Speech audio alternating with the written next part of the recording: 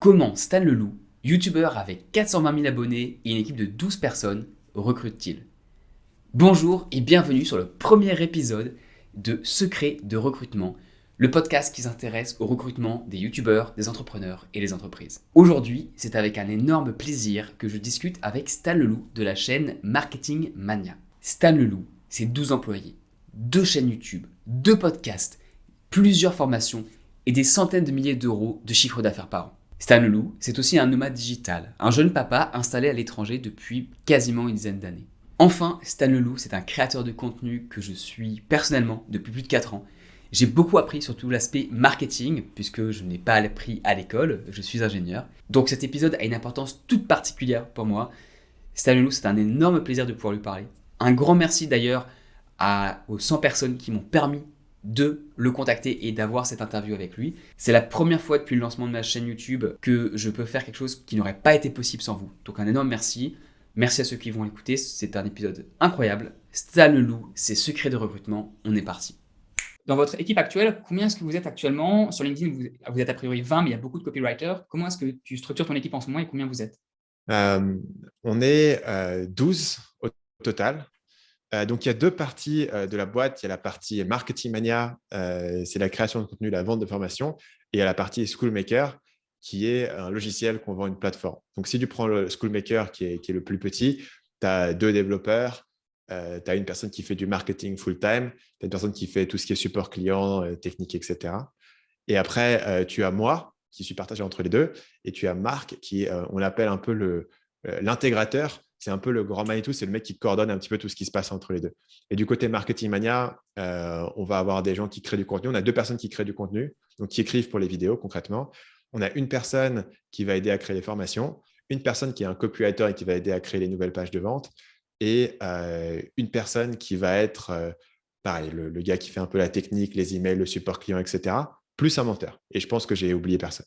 Ouais, j'ai beaucoup parlé avec Brian, qui doit être la personne qui Ouais. s'occupe du Donc, support client. Brian, c'est celui qui fait sur Marketing Mania ce rôle de je réponds aux emails, je mets tout en place, la technique. C'est un rôle assez particulier. C'est ce qu'on appelle, nous, un assistant opérationnel. C'est une personne qui va à la fois faire des trucs vachement au contact du client, genre du support client, écrire certains emails, écrire certaines communications, et des éléments extrêmement techniques, genre mettre en place un Zapier pour connecter tel outil avec tel outil.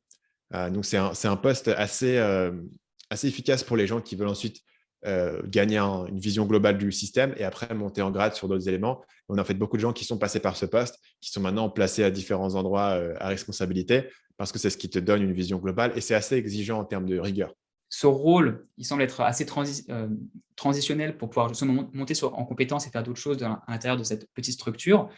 Comment est-ce que, de manière générale, tu te occupes du recrutement, notamment pour si tu devais maintenant prendre une nouvelle personne ou les anciens? Alors, tu m'as dit que c'était un peu similaire il y a 2-3 ans, mais mes auditeurs, ils sont à 50%, ils ne te connaissaient pas quand j'ai demandé à faire aller sur l'email link. Donc, est-ce que tu peux nous rappeler un peu les bases de quel est ton process de recrutement?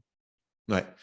Donc, moi, j'ai un processus de recrutement qui est calibré sur le fait de on va avoir beaucoup de candidats. On a beaucoup de gens qui nous suivent, qui ont envie de travailler avec nous, mais avec des niveaux de qualité qui peuvent être variés, puisque les gens peuvent venir, ils se disent, tiens, ça a l'air cool de travailler avec Stan, je suis sa chaîne, je vais candidater, etc. Donc, c'est notre processus qui est calibré sur l'idée de, on a beaucoup de candidats, on sait que dedans, il y a une perle rare, mais il faut qu'on puisse trouver une aiguille dans une botte de foin. Et donc, ça implique le fait d'éliminer le plus de monde le plus vite possible, de manière à pouvoir passer plus de temps avec les gens qui vont être les plus intéressants. Parce que si tu as 500 candidats et que tu vas passer 20 minutes par candidat, tu fais la multiplication et tu vas passer énormément d'heures pour juste avoir passé 20 minutes avec les bons. Donc, on essaie de faire l'inverse.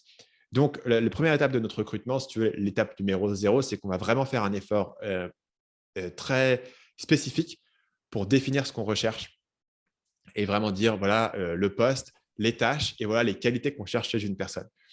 Et ça, c'est important parce que parfois, tu vas avoir un candidat qui est dans l'absolu un bon candidat, tu t'entends bien, il a une bonne personnalité, il a des bonnes compétences, une bonne mentalité, etc.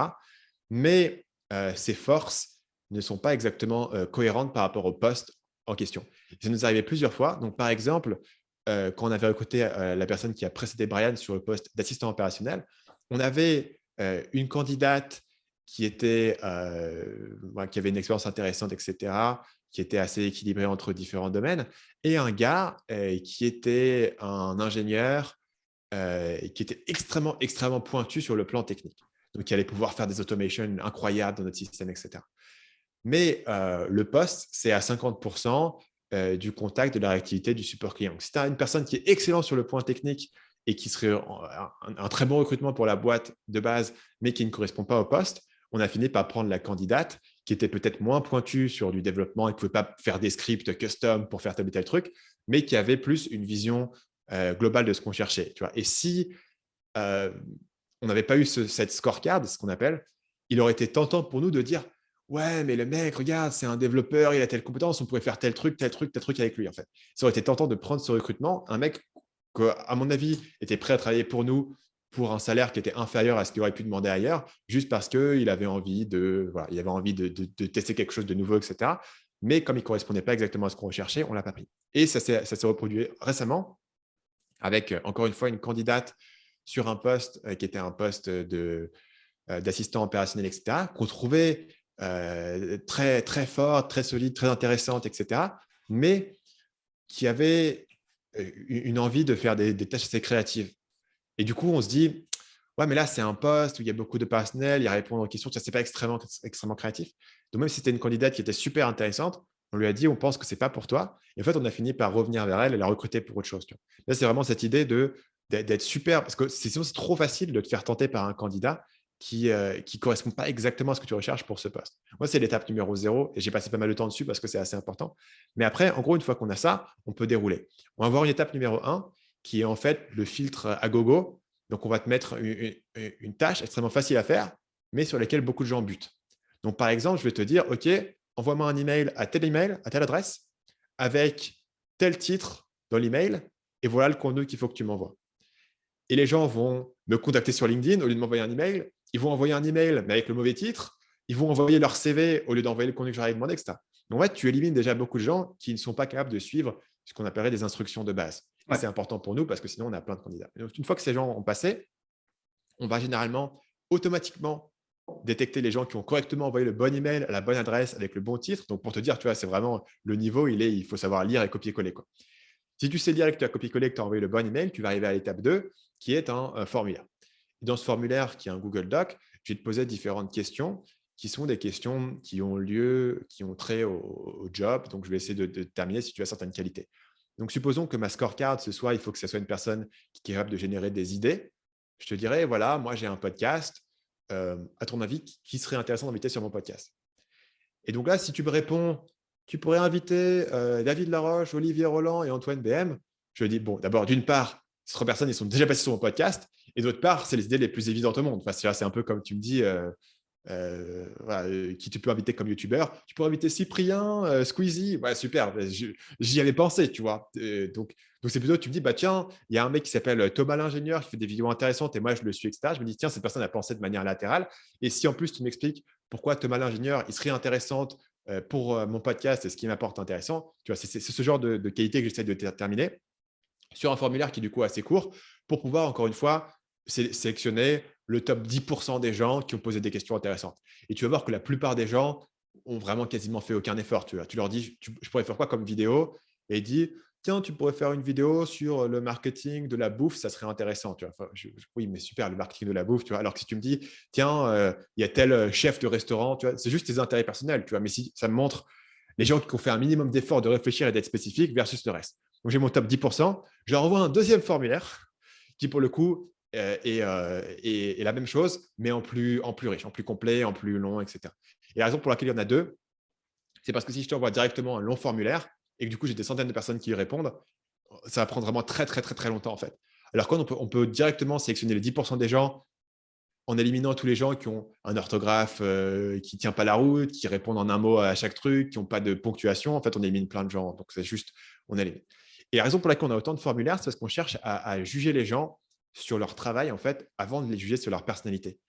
Et donc, c'est pour ça que la dernière étape chez nous, c'est l'entretien, en fait. Donc, j'ai mes 2 formulaires. Après, je vais sélectionner le top 3 des candidats. Je vais leur proposer un projet de test qui est rémunéré. Donc là, c'est une mise en situation réelle du job qu'ils vont faire et qui prend quelques heures à faire et on les rémunère pour leur temps. Donc, ça peut être, par exemple, sur une personne qui va faire de l'opérationnel. OK, il faut que tu me fasses un système qui connecte tel truc avec tel truc et que tu réfléchisses aussi aux emails qu'il faut envoyer et à la séquence, etc. Tu vois. C'est un vrai projet réel. Ça peut être faire des recherches pour une vidéo, etc. C'est un truc le plus proche possible de ce qu'ils vont faire en réalité. Et après, on va prendre les personnes qui ont fait un projet test. Donc, il y en a généralement 3 pour un poste. On va faire des entretiens avec eux et on va faire notre décision. Donc, la raison pour laquelle l'entretien arrive à la fin, c'est parce que numéro un, je ne veux pas être biaisé pour recruter des gens qui sont forts en entretien. Je préfère faire des gens qui sont forts dans ce qu'ils ont fait comme travail à l'origine. Et numéro 2, parce que si je fais un entretien avec toi et que je te pose des questions génériques du type ouais, c'est quoi tes forces, tes défauts, etc., je vais rien apprendre. Par contre, si on a fait ensemble un projet test et je te dis OK, là, dans ton projet, j'ai remarqué que tu as pris telle décision plutôt que telle autre, pourquoi? Ici, tu as utilisé tel outil, explique-moi pourquoi. Et si tu me dis, voilà, j'ai été sur Google, j'ai fait telle recherche, j'ai trouvé telle information, ensuite j'ai fait tel élément, j'aurais pu faire comme ça, mais finalement j'ai décidé de faire comme ci parce que c'est mieux, etc. Et du coup, je peux comprendre dans une situation réelle quel est ton processus. Et une des raisons pour laquelle on fait tout ce système-là, c'est parce que la plupart des gens que je vais recruter n'ont pas l'expérience d'avoir fait un poste similaire par le passé. Ce qui veut dire que je ne peux pas te dire, OK, dans ton dernier employeur, comment tu as fait pour mettre en place une séquence email. Tu vois. Donc, du coup, je te mets en situation réelle et ensuite, je te pose des questions par rapport à cette situation concrète. Mmh. Et super, super intéressant parce que et l'aspect, compétences avant, personnalité, notamment, éviter les personnes qui peuvent être très bonnes en entretien et pas pouvoir, mais qui derrière vont pas forcément délivrer. C'est très similaire aussi à l'approche qu'avait justement, la chaîne de Poisson Fécond pour leurs équipes. Si toi, tu devais passer ce process de recrutement, imagine que tu as 20-25 ans et que tu es intéressé pour postuler dans cette équipe, est-ce que tu aurais une démarche particulière pour le réussir, pour réussir à te différencier des autres? Est-ce que tu aurais un conseil pour une personne qui serait dans ce pipeline au début, qui aimerait postuler? Ben, justement, c'est un sujet auquel on a beaucoup réfléchi récemment parce qu'on a fait une formation à ce sujet-là. Et en fait, un des conseils qui en ressort, c'est l'idée de overkill. C'est-à-dire qu'en gros, chez mon processus, c'est d'éliminer le plus rapidement possible les gens qui n'ont pas vraiment fait d'efforts, qui écrivent pas, qui ont répondu en un mot à mon formulaire, etc. Mais ça marche dans les deux sens. C'est-à-dire qu'il y a des gens qui vont ressortir immédiatement en mode ah ouais, cette personne a été au-delà et a vraiment exposé le truc. Et en fait, tu peux le faire dans plein de dimensions. Donc, par exemple, j'ai un jour un gars qui m'a contacté en disant tiens, Stan, j'ai vu dans une vidéo ou dans un podcast que tu parlais du fait que tu serais intéressé pour faire ta chaîne en anglais un jour. Donc, moi, ce que j'ai fait, c'est que j'ai pris une de tes vidéos les plus populaires, j'ai pris le transcript de la vidéo, donc la transcription, je l'ai traduite en anglais, et puis après, je l'ai retourné en anglais en faisant moi-même l'acteur, et j'ai fait le montage, etc. Donc, en fait, j'allais pas publier cette vidéo, hein, mais le gars, OK, bah, c'est bon, littéralement, tu vas à la dernière étape, on s'appelle demain parce qu'il a fait un effort que personne n'a fait. Et en fait, même à mon échelle, c'est-à-dire où il y a beaucoup de gens qui me connaissent, qui me suivent, qui pourraient être intéressés à travailler avec moi, il y a peu de gens qui vont faire ce niveau d'effort en disant: «OK, je vais aller 2 étapes plus loin». En disant: «Voilà, je candidate pour quelqu'un». Moi, ce que je ferais, par exemple, c'est analyser un petit peu tout ce que cette personne a fait et essayer de trouver un projet dont elle a parlé et me dire, OK, voilà un projet. Il y a tout le monde, tout entrepreneur, tout business, tout manager, etc., a un projet où tu as envie de le faire et ça te ferait kiffer, etc. C'est un projet, le projet du cœur. Si tu peux trouver le projet du cœur ou trouver un élément. Ou alors, je trouverais je me dirais, bon, tiens, par exemple, Stan, Marketing Mania, il n'est pas sur Instagram, il n'est pas sur TikTok, etc. J'irai aller voir des gens qui font du contenu qui est similaire au mien sur TikTok, par exemple, que ce soit en anglais ou en français, et je dirais, voilà, je t'ai fait un rapport d'une page sur comment est-ce que tu pourrais faire du contenu TikTok et des exemples de personnes qui l'ont fait et de comment est-ce que ça fonctionnerait et de comment est-ce que tu pourrais le faire en récupérant du contenu que tu as déjà, etc. Tu vois, j'essaierai de dire comment est-ce que je vais un cran au-delà pour montrer un engagement et montrer que je suis un peu une personne qui a l'initiative et qui est un peu une pépite en fait. Et c'est assez rare, hein. Il y a peu de gens qui le font en fait. Donc si tu le fais, automatiquement, tu sors du lot et c'est en mode, voilà, cette personne est spéciale entre guillemets. Tu vois. Et c'est pas, ça demande un peu d'effort supplémentaire. Donc il faut probablement être sélectif sur les gens pour qui tu le fais. Mais c'est pas si difficile à faire si tu as un peu d'initiative et de réflexion. C'est juste que la plupart des gens se laissent totalement prendre par la main par le process et se demandent pas, OK, si on me donne un process, est-ce que moi, je peux ajouter un truc en plus? Moi, il y a toujours une question en mode, est-ce que vous avez autre chose à me dire? Et tout le monde fait, ah bah tiens, c'est super ce que tu fais comme contenu, etc. Mais la personne peut très bien faire, hmm, il me laisse une ouverture pour faire quelque chose d'autre. Et dans ce cas-là, tu peux bluffer un petit peu. Et ça fait très rapidement la différence. Ouais, non, je te rejoins tout à fait sur, cette approche de overkill. C'est dur à... Enfin, il faut le faire sélectivement, comme tu dis. Ça rejoint beaucoup de choses que j'ai dans certaines de mes vidéos, justement, sur le recrutement. Je vais passer à la dernière question. Il n'y en a que 4 parce qu'il y en a une auquel tu as répondu pendant le flow, c'était sur les meilleures candidatures que tu as pu recevoir. Donc, on va la skipper parce qu'il nous reste un peu de temps.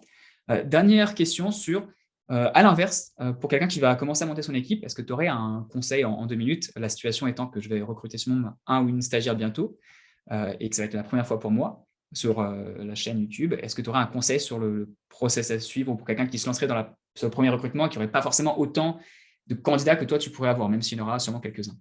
Pour moi, je pense que la principale erreur que les gens vont faire, c'est qu'ils vont être trop vagues en fait dans la définition de le poste et les tâches, et numéro 2, la personne qui recherche en fait.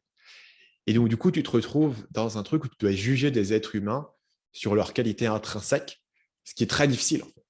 Est-ce que cette personne est mieux que cette personne? C'est très difficile. Alors que si tu dis, OK, est-ce que cette personne, pour répondre à des emails de service client, elle sera bon? Est-ce que cette personne serait capable de mettre en place un truc assez compliqué sur Zapier et de débugger, d'avoir une grande rigueur et ça? Et tout d'un coup, c'est plus je juge cette personne sur ses qualités humaines intrinsèques, c'est j'ai des critères très spécifiques sur lesquels tu peux être fort ou tu n'es pas fort. Et ce n'est pas un jugement sur qui tu es en tant qu'humain, c'est juste voilà. Est-ce que ça va t'intéresser ou pas, tu vois? Est-ce qu'une personne va faire un peu ça parce que c'est son job, ou est-ce qu'une personne a un peu un intérêt particulier pour ce type de tâches, que ce soit des tâches créatives, que ce soit des tâches techniques, que ce soit des tâches de process, tu vois, des trucs où il faut rentrer un peu il faut créer une petite machine qui est bien huilée, il y a des gens que ça fait kiffer, et des gens pour qui c'est fastidieux. Donc, vraiment, être extrêmement clair là-dessus. Une fois que tu es extrêmement clair là-dessus, tout le reste en découle. C'est-à-dire que tu n'es pas obligé de faire un truc en 4 étapes comme moi je le fais, tu vois, mais tu peux dire, OK, cette personne est super créative, super intéressante, mais si ça se trouve, ce n'est pas un poste créatif en fait. Tu vois, donc, tu peux vraiment être plus objectif en un sens, même si je ne pense pas que le terme soit le meilleur, mais tu peux être plus spécifique sur ce que tu recherches. Et une fois que tu as ça, tu peux à la fois communiquer plus clairement à la personne d'une part et d'autre part, toi, mieux savoir ce que tu recherches. Et ça t'aide aussi parce que la deuxième peur que les gens vont avoir et la deuxième erreur, c'est les gens arrivent, commencent à travailler avec toi et tu es en mode « Ah ouais, mais en fait, qu'est-ce que je donne à cette personne? Il faut que je l'occupe, il faut que je la manage, etc. » Alors que si au départ, tu t'es dit « Ok, voilà le quotidien de la personne que je recrute, voilà les tâches qui vont être faites, voilà les procédures qui vont devoir être suivies, et bien tout d'un coup, la personne va avoir une meilleure expérience en arrivant chez toi et toi, tu auras une expérience beaucoup plus simple de management parce que tu as déjà tout pensé à l'avance en fait. Et c'est vraiment cette idée de pouvoir…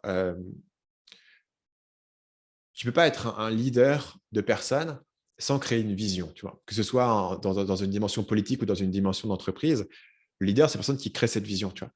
Et donc, plus la vision est claire dans ton esprit, plus tu vas pouvoir trouver les bonnes personnes et les amener à bord, et plus tu vas pouvoir les guider clairement sur le résultat que tu cherches une fois qu'ils sont là. Ok, bah écoute, je te remercie pour tout ça. On repasse en off juste après Stan, mais un grand merci pour toutes tes réponses. Avec plaisir, merci pour ton accueil. Merci d'avoir écouté ce podcast Secret de recrutement avec moi. N'hésitez pas à lui mettre 5 étoiles sur les plateformes de podcast ou à me dire ce que vous en avez pensé en commentaire YouTube. Un grand merci, allez voir un épisode qui s'affichera à l'écran sur YouTube ou je vous invite à… je vous parle la prochaine fois. Voilà, un grand merci d'avoir écouté, à bientôt, bye bye.